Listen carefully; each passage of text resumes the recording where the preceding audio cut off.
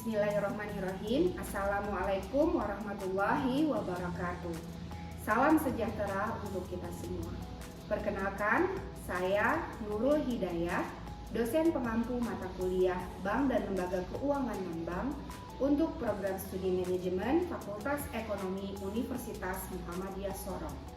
Pada kesempatan ini, saya akan menyampaikan deskripsi dan praktik pembelajaran sebagai bagian dari pemenuhan dokumen pernyataan diri dosen dalam unjuk kerja Tridharma Perguruan Tinggi PDD UKTPT untuk keperluan Serdos gelombang 1 tahun 2025. Mata kuliah yang akan saya paparkan sebagai contoh proses pembelajaran adalah mata kuliah inti pada program studi manajemen pada rumpun mata kuliah manajemen keuangan. Mata kuliah ini memiliki bobot 3 SKS dan ditempatkan pada semester ke-7 tahun ajaran ganjil. Tujuan dari pembelajaran ini adalah untuk memberikan pemahaman mendalam kepada mahasiswa terkait sistem dan peran lembaga keuangan, baik itu lembaga keuangan bank ataupun lembaga keuangan non-bank, dalam mendukung pembangunan ekonomi nasional secara etis dan sesuai dengan regulasi yang berlaku.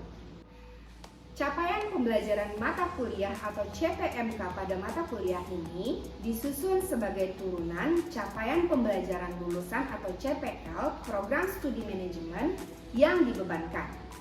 Berdasarkan dokumen RPS atau rencana pembelajaran semester, mata kuliah ini berkontribusi terhadap penguatan CPL dari segi aspek sikap, pengetahuan, keterampilan umum, dan juga keterampilan khusus. Secara ringkas apabila digambarkan, CPL Prodi Manajemen yang diturunkan ke dalam CPMK antara lain mencakup dari segi aspek sikap, yaitu bertakwa kepada Tuhan Yang Maha Esa, berintegritas dalam nilai-nilai kemuhammadiyahan, serta menjunjung etika dan norma akademik. Dari aspek pengetahuan, menguasai fungsi manajemen, strategi bisnis, etika bisnis yang sesuai dengan regulasi. Untuk aspek keterampilan umum, mampu menganalisis fungsi manajemen, rencana strategis, serta implikasi iptek dalam praktik keuangan. Selanjutnya untuk keterampilan khusus, mampu bekerja secara mandiri dan juga kelompok, membangun jejaring organisasi lintas fungsi, serta menerapkan prinsip hukum dan juga etika di dalam bisnis. Turunan dari CPL tersebut kemudian diformulasikan ke dalam 7 CPMK utama, yaitu pertama, memahami peran dan tanggung jawab etis lembaga keuangan dalam pembangunan nasional berdasarkan nilai dan norma yang berlaku. Yang kedua, memahami dan menganalisis sistem keuangan nasional termasuk penciptaan uang serta bagaimana peran otoritas seperti OJK atau Otoritas Jasa Keuangan dan juga Bank Indonesia. Yang ketiga, memahami strategi pembiayaan lembaga keuangan bank dan non-bank serta membedakan fungsi keduanya dalam konteks pembangunan ekonomi. Yang keempat, mampu menganalisis operasional lembaga keuangan dari perspektif fungsi manajerial dan tantangan lokal dan juga global. Yang kelima, menilai implikasi iptek terhadap lembaga keuangan serta mengevaluasi nilai bisnis dan juga literasi konsumen. Kemudian yang keenam, mengaplikasikan kinerja mandiri maupun kelompok dalam menganalisis peran lembaga keuangan terhadap pengembangan usaha dan juga pembangunan nasional. Kemudian yang terakhir atau yang ketujuh, menganalisis koordinasi dan pengawasan antar otoritas keuangan serta menerapkan prinsip bisnis yang etis dan sesuai hukum dalam praktik lembaga keuangan. Formulasi CPMK ini kemudian akan dijabarkan secara lebih rinci ke dalam sub CPMK atau sub capaian pembelajaran mata kuliah pada setiap pekan perkuliahan. Apabila digambarkan secara besar, materi tersebut dibagi ke dalam beberapa kelompok, yaitu yang pertama tentang sejarah dan fungsi uang serta penciptaan uang viral, kemudian sistem keuangan nasional dan lembaga pengawas yang ada di Indonesia tentunya, kemudian bank umum, BPR, bank syariah sebagai lembaga keuangan bank, kemudian ada lembaga asuransi, dana pensiun, pegadaian, leasing sebagai lembaga keuangan non-bank, atau ada juga lembaga keuangan non-bank yang lain seperti pasar uang, pasar modal, hingga perkembangan lembaga keuangan digital yang terkini seperti financial technology. Materi ini tentunya didukung oleh beberapa referensi yang dosen pengampu rujuk dari beberapa sumber buku utama. Yang pertama dari Mukhtar B 2016, yaitu buku bank dan lembaga keuangan lain. Kemudian dari Zain 2020, bank dan lembaga keuangan lainnya. Kemudian ada Hakim Lukmanun dan Ayu Hapsarineka 2022 terkait Financial Technology Law. Selain itu, referensi tambahan berupa penelitian dosen pengampu mata kuliah juga diaplikasikan dalam pembelajaran mahasiswa, yaitu berupa penelitian-penelitian yang sudah terpublikasi pada jurnal bereputasi yang dapat diakses pada link Google Scholar saya berikut ini.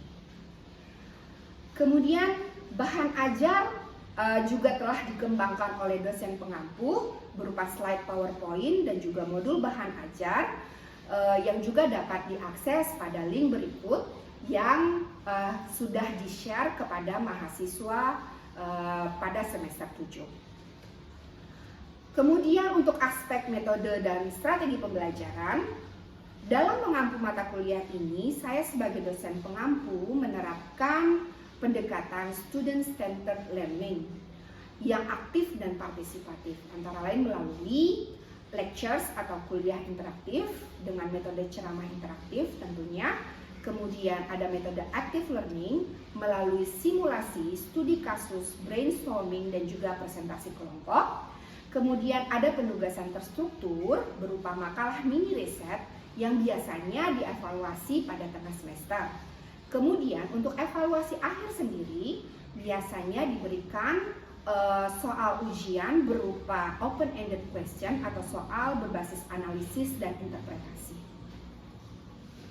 Dalam mekanisme asesmen dan evaluasi terdiri dari beberapa komponen, yaitu menilai dari aspek kehadiran dan partisipasi yang diberi bobot 10%, kuis dan tugas yang diberi bobot 20%, ujian tengah semester yang diberi bobot 20%, kemudian ada penugasan terstruktur yang dilakukan pada ujian tengah semester yang juga diberi bobot 20%, kemudian ada ujian akhir atau UAS yang diberi bobot 30%. Sebagai dosen pengampu, saya berkomitmen membimbing mahasiswa tidak hanya memahami materi, tetapi juga menumbuhkan integritas, keterampilan analisis, dan pemikiran etis dalam menghadapi dinamika industri keuangan yang tentunya terus berubah.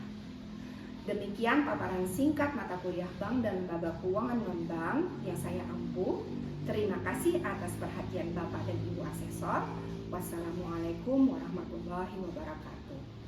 Selanjutnya kita akan menyaksikan contoh video pembelajaran yang akan dilakukan di dalam kelas. Bismillahirrahmanirrahim. Assalamualaikum warahmatullahi wabarakatuh. Waalaikumsalam warahmatullahi wabarakatuh. Hari ini kita akan masuk ke bab 8, yaitu tentang dana pensiun. Sebelum kita memulai proses pembelajaran kita, mari kita sama-sama berdoa terlebih dahulu. Hari ini tugas dan tanggung jawab kelompok 1 untuk maju ke depan. Silakan Abu maju ke depan dan pimpin doa. Mari sama-sama kita berdoa dengan khusyuk. Bismillahirrahmanirrahim. Alhamdulillahirabbil alamin, arrahmanirrahim, maliki yaumiddin. Iyyaka na'budu wa iyyaka nasta'in, ihdinas siratal mustaqim, siratal ladzina an'amta 'alaihim ghairil maghdubi 'alaihim waladdallin. Raditu billahi wa bil islami dinan wa bil muhammadin nabiyyan wa rasulan. Rabbi zidni ilma warzuqni fahman. Amin. Berdoa selesai. Semoga dengan doa yang kita panjatkan menjadi kemudahan bagi kita untuk mencerna ilmu pengetahuan pada hari ini. Apa kalian sudah siap semua menerima pembelajaran di bab 8 yaitu tentang dana pensiun? Ya. Oke, sebelum kita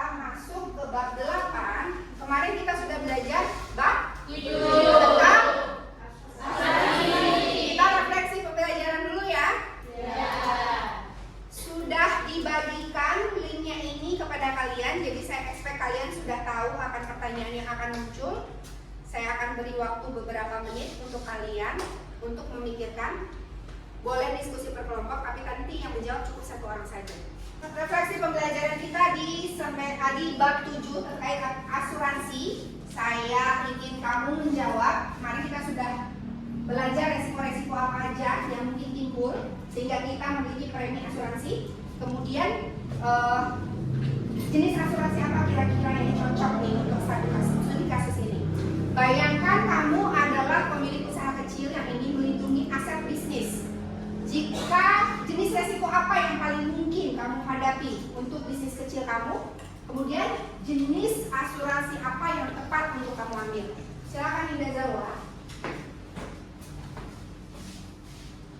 Jadi misalnya saya memiliki usaha kecil di bidang penjualan sembako yang berlokasi di pasar umum. Seperti yang kita ketahui bahwasanya pasar umum ini antara bisnisnya itu sangat berdempetan dan tidak memiliki celah-celah yang mengakibatkan kemungkinan terjadinya kebakaran. Makanya untuk usaha kecil yang saya hadapi ini memungkinkan untuk mengalami resiko murni dan resiko harta.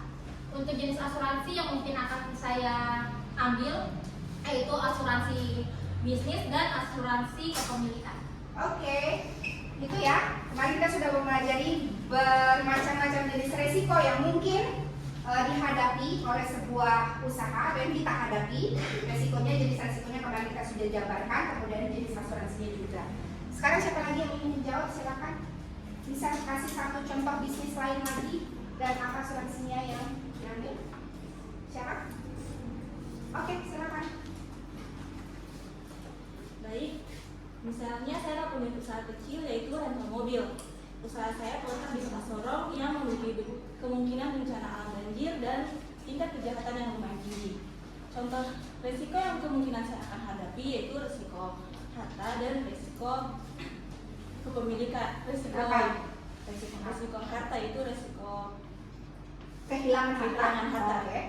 Nah, jenis asuransi yang kemungkinan akan saya pilih yaitu asuransi bisnis dan asuransi kendaraan. Kenapa asuransi kendaraan? Karena usaha saya itu terpaku pada kendaraan mobil. Jadi saya membutuhkan asuransi kendaraan apabila mobil yang saya miliki mengalami kerusakan akan ditanggung, ataupun mobil saya kehilangan itu pun akan ditanggung oleh pihak asuransi. Dan juga asuransi bisnis, yaitu apabila karena bisnis saya terpaku pada mobil, apabila mobil saya hilang, maka bisnis saya akan kemungkinan runtuh, dan asuransi bisnis ini yang bisa memulihkan bisnis saya.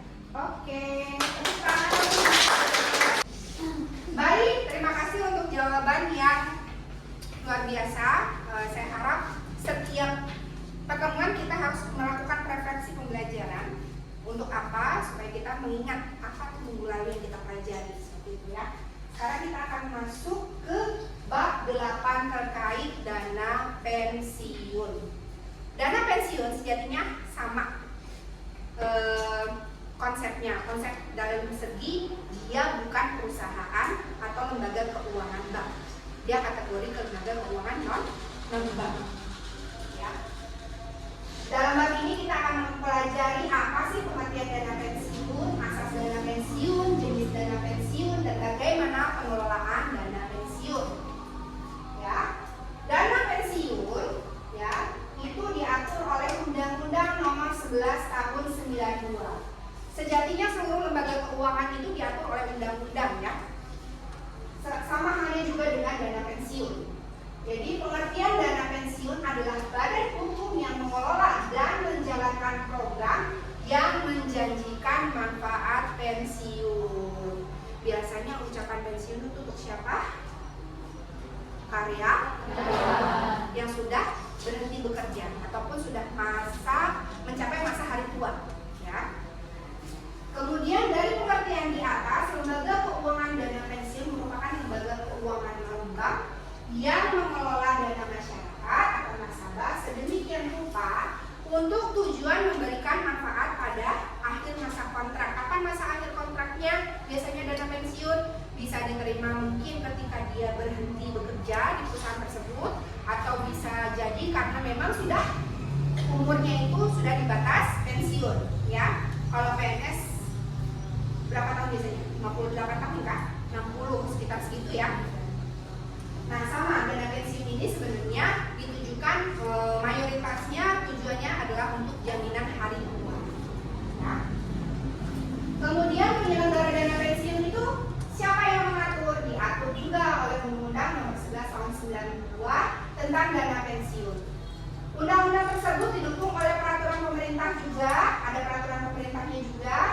Kemudian di peraturan pemerintah itu membagi dua kategori perusahaan dana pensiun. Yang pertama namanya adalah dana pensiun pemberi kerja atau DPPK, dan juga dana pensiun lembaga keuangan. Apa perbedaannya nanti kita akan lihat lebih detail. Tapi saya sendiri sebagai ex yang pernah bekerja sebagai bankers, dulu juga saya ikut serta dalam dana pensiun, namanya adalah DPLK ini, dana pensiun lembaga keuangan. Kemudian asas dana pensiun apa aja? Asas dana pensiun yang harus diperhatikan. Pertama, harus ada asas keterpisahan kekayaan dana pensiun dari kekayaan badan hukum pendirinya. Harus terpisah. Contoh, saya tadi kerja di Bank Muamalat, pernah bekerja di Bank Muamalat. Saya sesuai manajemennya itu harus menyisihkan dana dari gaji saya kemudian masuk ke perusahaan anak usahanya namanya DPLK Syariah Muamalat, dana pensiun lembaga keuangan. Jadi gaji saya dipotong setiap bulannya masuk ke DPLK Syariah Muamalat. Tujuannya apa? Untuk saya nanti di hari tua mendapatkan dana pensiun tersebut ketika dia sudah jatuh tempo. Kemudian ada asas penyelenggaraan dilakukan dengan sistem pendanaan, ya. Dengan sistem pendanaan, kita sebagai nasabah atau sebagai karyawan kita meletakkan dana kita di dana pensiun, ya, kita tidak meminjam, ya. Kemudian asas pembinaan pengawasan, sesuai dengan tujuan harus dihindarkan dari penggunaan kekayaan dana pensiun dan kepentingan yang dapat mengakibatkan tidak tercapainya maksud utama. Maksud utamanya kan didirikan dana pensiun untuk kesejahteraan karyawan, ya kan? Kalau tidak terjadi tata kelola manajemen yang baik, bisa saja disalahgunakan, maka tujuan awal kita mendirikan dana pensiun itu bisa saja tidak tercapai. Kemudian asas kebebasan untuk membentuk, yang keempat asas penundaan manfaat. Sudah jelas ya, ketika kita menaruh dana kita di dana pensiun, kita udah harus punya mindset bahwa dana tersebut akan dipotong setiap bulan selama kita berada di usia produktif untuk tidak diambil, karena dia sifatnya bukan tabungan, ya. Dia sifatnya akan bisa kita terima manfaatnya ketika kita mungkin ada pemutusan hubungan kerja ataupun kita sudah mencapai usia pensiun, ya. Kemudian asas kebebasan untuk membentuk atau tidak membentuk dana pensiun. Jadi kalau perusahaan, contohnya Unamin ini kan sebuah universitas yang dia juga punya SDM kan, ada tenaga kependidikan, ada kepala biro, kepala lembaga, ada dekan, ada kaprodi, lain-lain, ada dosen-dosen, ya kan, ada satpamnya, ya kan. Apakah Unamin membentuk dana pensiun, lembaga dana pensiun sendiri? Tidak, karena ini asas ini boleh membangun ataupun tidak membangun. Namun dengan seiring kebijakan perusahaan yang baik, mereka tetap mengikutsertakan ke dalam sebuah lembaga penjaminan seperti dana pensiun. Contohnya apa? Jam Sostek, ya. Jam Sostek itu dia menawarkan 4 jaminan kalau tidak salah saya. Jaminan hari tua, jaminan kematian, jaminan putus kontrak kerja, sama jaminan jaminan pensiun, ya. Pensiun itu yang premi yang mungkin manfaat yang kita terima tiap bulan-bulan ketika kita sudah masa pensiun, ya. Kemudian ada jaminan hari tua juga. Oke, lanjut. Nah, ini ada 2 jenis dana pensiun. Yang pertama, dana pensiun pemberi kerja. Pendiri dana pensiun ini biasanya siapa? Lembaga pendidikan, yayasan sosial, universitas, ya. Nah, kalau DPLK ciri khasnya apa? Kan kepanjangannya dana pensiun lembaga keuangan, ya kan? Berarti didirikan oleh lembaga keuangan. Baik itu perbankan, asuransi, apalagi F itu kan juga dana keuangan yang leasing, ya. Perusahaan leasing, nah itu juga lembaga keuangan. Itu perbedaannya, angka perbedaan intinya itu. Namun di DPLK ini ada treatment khusus nih. Bank umum dan perusahaan asuransi dapat menyelenggarakan 2 jenis dana pensiun. Yang pertama DPPK dan DPLK. Dulu waktu saya di Muamalat, selain saya gajinya dipotong dan dimasukkan ke DPLK, kebijakan perusahaan juga mengikutsertakan kami dalam jaminan sosial tenaga kerja atau jam sostek, gitu, ya. Jadi saya menerima 2 manfaat dana pensiun. Oke? Ada 2, dipahami?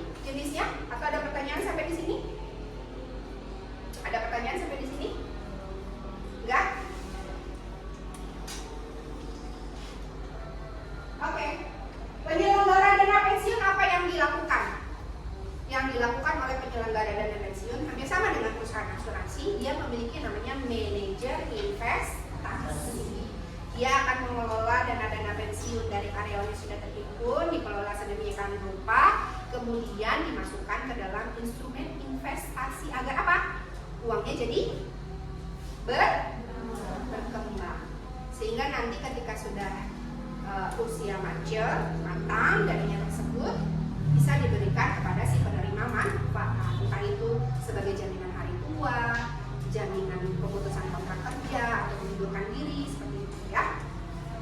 Jadi dia ada beberapa macam instrumen yang bisa diinvestasikan, dari jenis instrumen yang beresiko tinggi sampai ke instrumen yang beresiko rendah. Ada yang ingin ditanyakan nggak sampai di sini? Silakan tanyakan. Apa ada yang mau memberikan contoh satu lembaga keuangan dana pensiun? Sampai di sini paham semuanya? Paham? Oke. Kalau paham, kebetulan materi kita sudah habis. Kita masuk ke in-class discussion. Kebetulan saya sudah membagi kelompok menjadi 4 kelompok di sini, sebagaimana setiap kelasnya ya. Kalian kan sudah menentukan kelompok sendiri. Saya mau kalian untuk membahas 2 soal ini. Saya beri kalian waktu 10 menit untuk membahasnya. Oke? Silakan berdiskusi.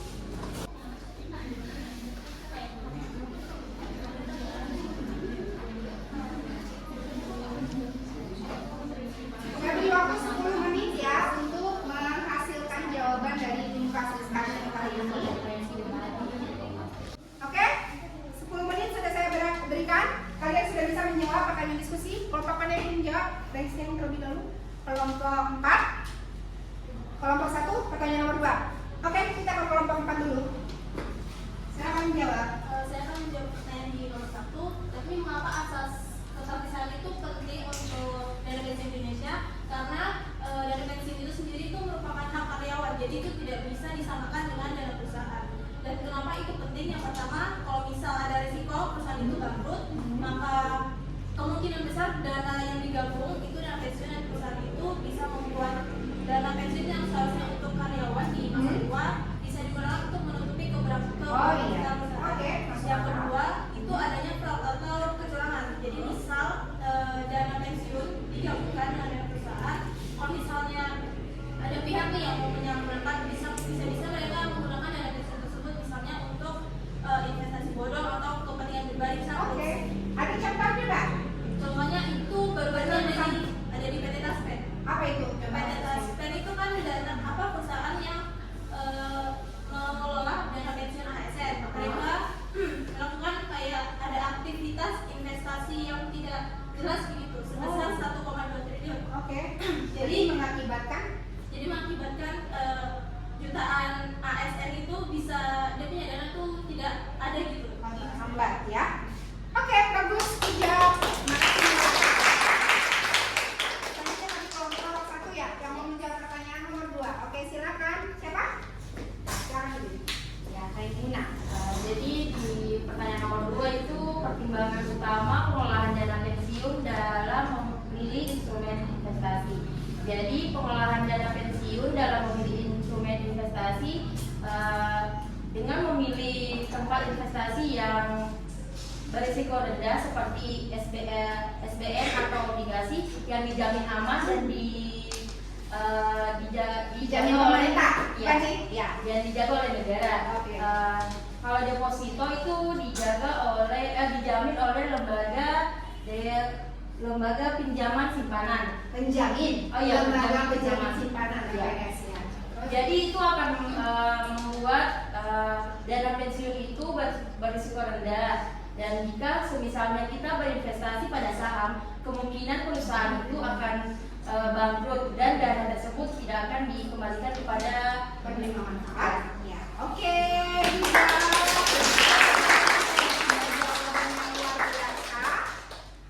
Sudah selesai ya materi pembelajaran kita di bab 8. Terima kasih semuanya for your attention.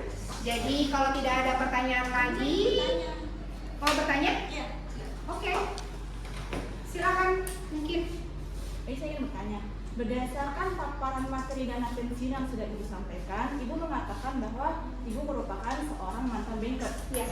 Dan saat bekerja sebagai bankers, Ibu mendapatkan jaminan dana pensiun. Namun sebelum mendapatkan dana pensiun, Ibu pindah bekerja pada universitas. Apakah dana pensiun yang sudah didaftarkan ini hangus atau dialih fungsikan pada perusahaan yang baru? Oh, iya. Jadi waktu itu pengalaman saya ketika saya berhenti dari Bank Muamalat, jaminan hari tua ya, kalau tidak salah saya jaminan hari tua saya itu kebetulan saya ambil. Jadi saya ambil duluan, sebenarnya masih bisa diteruskan. Kalau seandainya diteruskan tentunya nanti uangnya akan semakin lebih besar ya, karena kan semakin lama diambil dia akan semakin berbunga seperti itu. Tapi kebetulan ada kebijakan pelonggaran ketika itu, jadi saya boleh mengambil atau menutup rekening dana pensiun saya. Tapi jumlah yang saya terima itu sangat-sangat worth it. Maksudnya misalnya iuran yang saya berikan itu seharusnya 2 juta, tapi ketika saya memang memutuskan hubungan kerja dengan Bank Muamalat, yang saya terima tentu lebih dari itu, kayak gitu. Ya, jadi boleh diambil sesuai kebijakan. Kecuali jam sostek. Kalau jam sostek kalau tidak salah saya dia ada kebijakan baru ya, di mana dana tersebut tidak boleh diambil dalam jangka waktu tertentu. Nanti kalian bisa cek lagi di informasi jam sostek seperti itu ya. Ada lagi pertanyaan? Oh, mau tanya lagi? Oke, silakan. Boleh dikerasin sedikit? Sekarang kan banyak yang kerjanya freelance sama proyekan. Apakah dana pensiun itu cocok nggak sih untuk mereka yang kerja freelance sama proyekan? Freelance? Iya. Cocok. Sekarang ada yang namanya jam sostek ya, walaupun kalian itu tidak terdaftar karyawan di perusahaan anak-anakku, kalian boleh ikut serta secara mandiri di jam sostek. Ada namanya iuran untuk kalian, tinggal kalian pilih manfaatnya itu untuk apa. Jaminan hari tua sudah pasti mungkin ya, jaminan hari tua. Ada juga kalau nggak salah tuh jaminan pendidikan deh kalau nggak salah di jam sostek. Boleh gitu. Ikut sertanya tentu secara mandiri, seperti kalian ikut BPJS Kesehatan, bayar iuran. Jam sosteknya juga seperti itu, sebagai masyarakat umum kalian boleh ikut serta menerima manfaat jaminan hari tua. Boleh searching lagi ke jam sosteknya, oke? Oke. Kalau tidak ada lagi pertanyaan, terima kasih banyak untuk hari ini. Kita akan ketemu lagi di minggu depan. Nah, kita berdoa dulu dengan mengucapkan Alhamdulillahirabbil alamin. Semoga apa yang kita pelajari hari ini menjadi bekal manfaat untuk kita semua. Nanti khususnya untuk kalian para pencari kerja ya. Selesai dari kampus ini, tentu kalian harus memiliki keterampilan khusus, keterampilan umum yang pastinya diintegrasikan dengan bidang ilmu yang kalian pelajari selama masa kuliah. Wassalamualaikum warahmatullahi wabarakatuh.